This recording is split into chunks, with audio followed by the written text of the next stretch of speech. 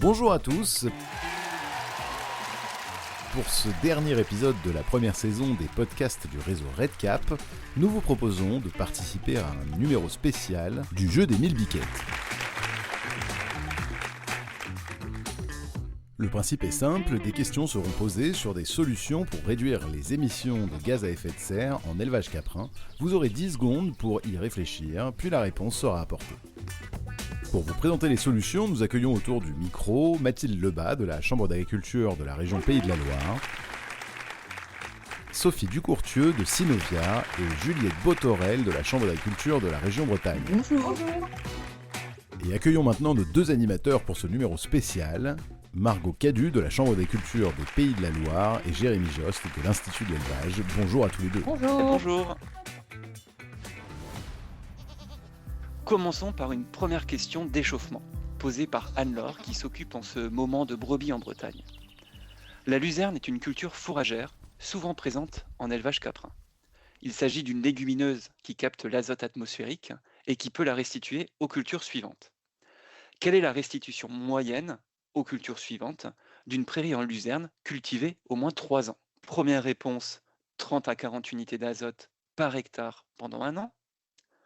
Deuxième possibilité, 30 à 40 unités d'azote par hectare et par an pendant 3 ans. Ou bien 10 unités d'azote par hectare et par an pendant 3 ans.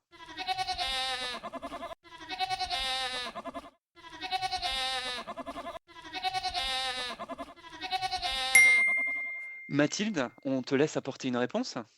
Oui, eh bien, la luzerne, elle restitue entre 30 et 40 unités d'azote pendant 3 ans après sa destruction. On dit que c'est une économie potentielle de 120 € par hectare sur 3 ans aussi. On peut réduire les apports azotés minérales sur le maïs d'autant des unités qu'on restituait. Et on ne perd pas de rendement surtout. Donc la luzerne, l'or vert. Une question de Clarisse maintenant, qui est en transit entre l'Ardèche et la Vendée. On va parler de chevrette pour cette question. La station du Pradel a fait un essai comparatif sur la ration post-sevrage des chevrettes. D'un côté, entre une ration ad libitum, c'est-à-dire concentré et fourrage à volonté, et de l'autre côté, une ration rationnée, c'est le cas de le dire, avec c'est-à-dire des foins de qualité et des concentrés en apport limité. Quelles ont été les conséquences pour les deux lots entre ces deux rations? Première option, des performances de reproduction équivalentes. Deuxième option, des productions laitières équivalentes. Et dernière option, un coût plus élevé de 20% pour l'alimentation à volonté en concentré.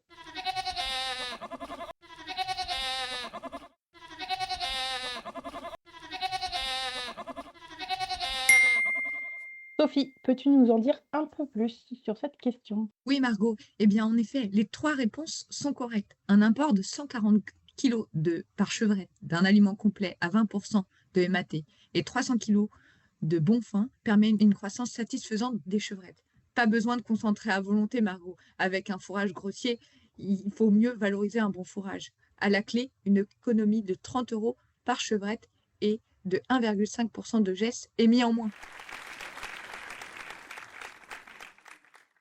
Poursuivons maintenant avec une question de Théophane en Vendée qui nous dit être bien sous l'ombre de ses chênes truffiers. Alors j'affourage mes chèvres en verre pendant 6 mois de l'année. Je choisis une autochargeuse d'occasion un petit peu trop petite. Ceci m'oblige à faire 2 allers-retours par jour au champ. Et en plus, mes prairies sont assez éloignées de la chèvrerie. Quelle économie je peux faire si j'affourage mes chèvres avec un seul trajet par jour sur des parcelles un peu plus proches, disons d'1 kilomètre? On va économiser 0,3% d'émissions de gaz à effet de serre. On va économiser 1674 € exactement par an. Ou bien on va faire l'économie des deux, 1674 € et 0,3% de GES émis.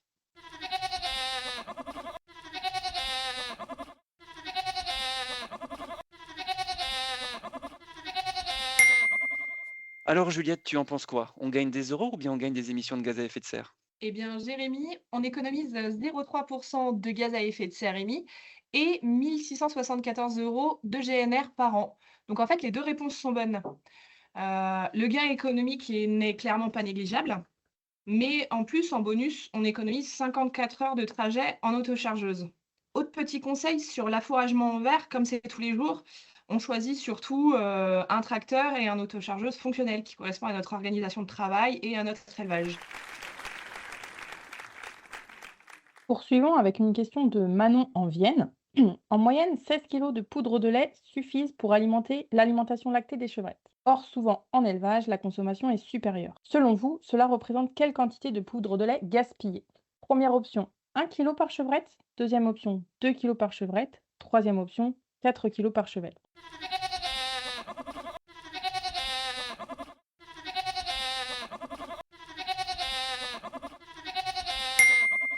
Mathilde, je te laisse nous éclairer sur la réponse. Bien trop souvent après peser, on trouve, on utilise 20 kilos de poudre de lait, par chevrette, soit 4 kilos de trop.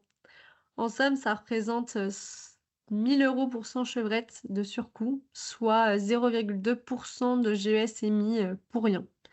Donc, en somme, on vous recommande de, bien conduire vos chevrettes en phase lactée, c'est-à-dire les alloter, isoler la nurserie pour éviter les déperditions, de chaleur par l'animal, vérifier la quantité de poudre de lait distribuée et vérifier le bon fonctionnement de la louve. Une question maintenant de Bertrand qui navigue entre Poitiers, Paris et la Creuse.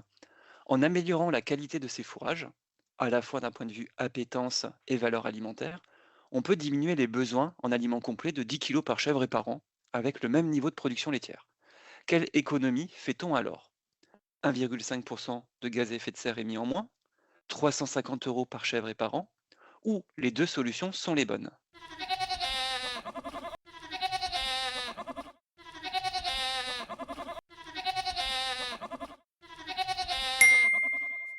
Et oui, Jérémy, le bilan carbone de l'aliment complet provient notamment du surcoût carbone du tourteau de soja, trop souvent, importé, et du processus de conditionnement de l'aliment, ainsi que des coûts de transport. 10 kilos de concentré en moins par chèvre par an représente une économie de 350 € pour 100 chèvres et de moins 0,5 % de gaz à effet de serre émis. C'est donc la deuxième réponse qui est la bonne. Pour réussir cela, il faut peser et analyser fourrage, concentré, refus, apporter le bon fourrage au bon moment et surtout avoir une bonne maîtrise au niveau sanitaire. La clé pour améliorer la qualité des fourrages, c'est de le récolter au bon stage.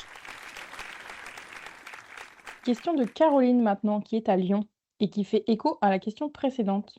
Le tourteau de soja importé hors d'Europe a un impact carbone fort. Cependant, il est possible de limiter cet impact carbone en le remplaçant par un tourteau européen. Selon vous, cela permet une réduction des émissions de gaz à effet de serre de 2,2 %, 3,2 % ou 4,2 %.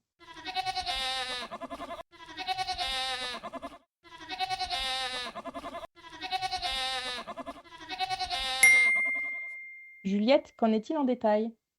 Eh bien, Margot, la question de Caroline est très intéressante puisque effectivement, l'impact du soja importé est fort. Remplacer du tourteau d'Amérique par un tourteau plus local, disons européen, réduit de 4,2 % les émissions de nos élevages de chèvres. Donc c'est la dernière, réponse qui est la bonne. C'est aussi très bénéfique pour la biodiversité. Par contre, dans les points négatifs, qu'on peut noter sur, le remplacement d'un soja, éloigné versus un soja européen, c'est que la production est pas toujours simple au niveau local, et surtout un surcoût économique, puisque le tourteau de soja local est en général plus élevé de 80 € tonne en moyenne en ce moment. Sébastien à Lusignan, question agronomique. Dans une rotation caprine, cultiver du métail pendant 4 années sur les 12 années de la rotation, 12 années parce qu'on a de la luzerne, plutôt que d'implanter des cultures à fort besoin telles que le blé, permet de, première réponse, avoir une marge nette similaire. Deuxième réponse, réduire de 38% les apports en azote minéral à l'échelle de la rotation. Ou bien troisième réponse, réduire de 25% les émissions de gaz à effet de serre de la rotation.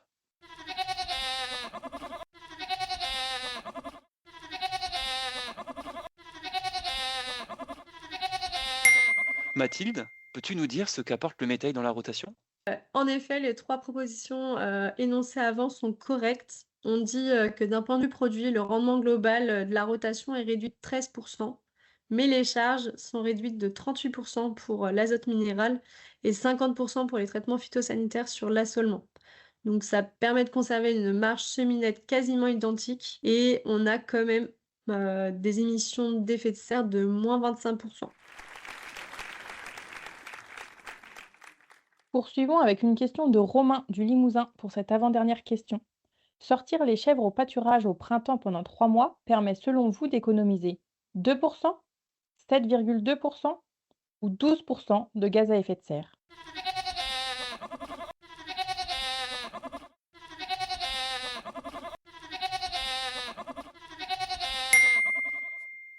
Juliette, peux-tu nous en dire plus? Eh bien, on peut économiser 7,2% d'émissions de gaz à effet de serre. Donc, c'est la deuxième réponse qui est la bonne, à condition, bien entendu, de maintenir le niveau de production laitière pendant cette période et de diminuer les apports de concentré et de foin en chèvrerie. En plein printemps, cette pratique présente des risques relativement limités. En effet, l'herbe est disponible et elle est riche.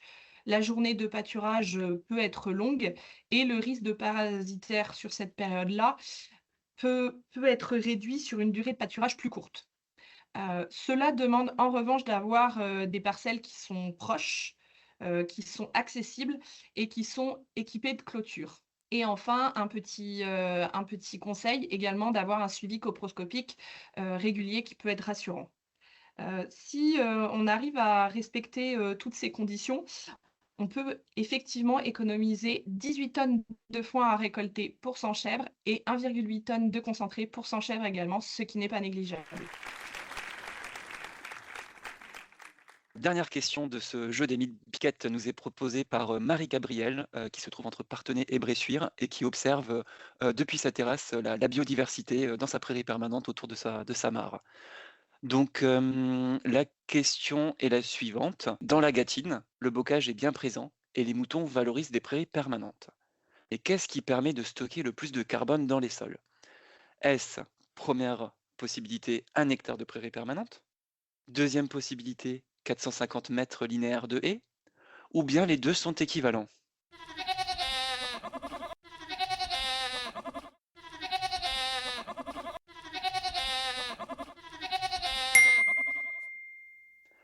Sophie, alors, peux-tu nous dire comment on stocke le plus de carbone? Eh bien, Jérémy, les deux sont équivalents. Chez nous, en élevage caprin, les prairies permanentes sont peu utilisées pour les chèvres, hormis parfois pour faire du foin grossier qui sert au terrassement. Pour les haies, il y a de la diversité entre les zones, notamment entre le bocage, où on retrouve 130 mètres linéaires de haies par hectare en moyenne, et dans certaines zones plus ouvertes, avec un bocage plus ouvert, où le mètre linéaire de haies descend à autour des 40 mètres par hectare. L'implantation des haies est donc intéressante à mettre en place, autant d'un point de vue du stockage carbone, mais aussi d'un point de vue agronomique. Au final, le stockage carbone comporte 4% des émissions dans nos élevages caprins.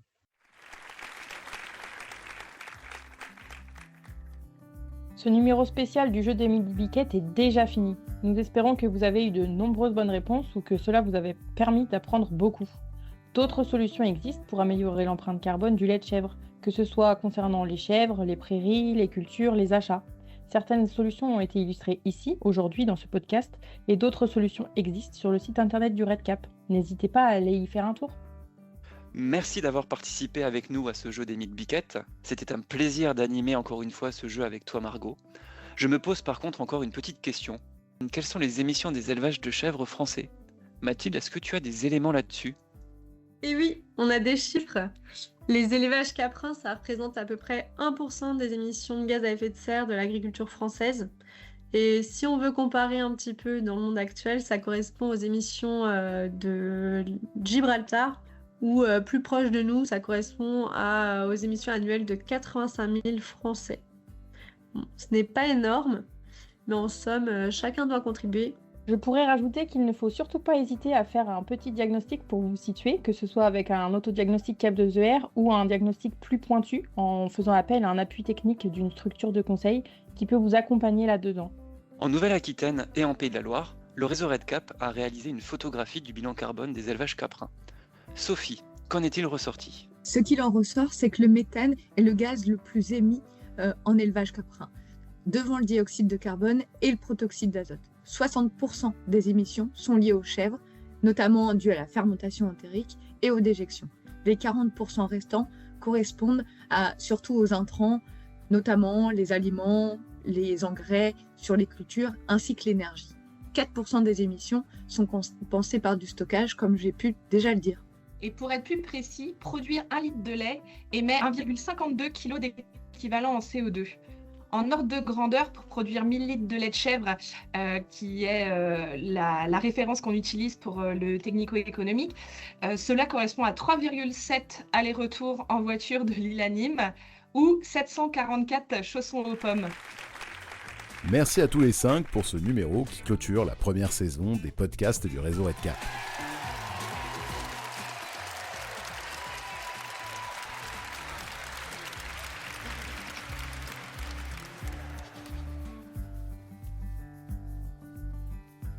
Si vous souhaitez aller plus loin sur ce thème, des références techniques sont disponibles sur le site internet du réseau RedCap.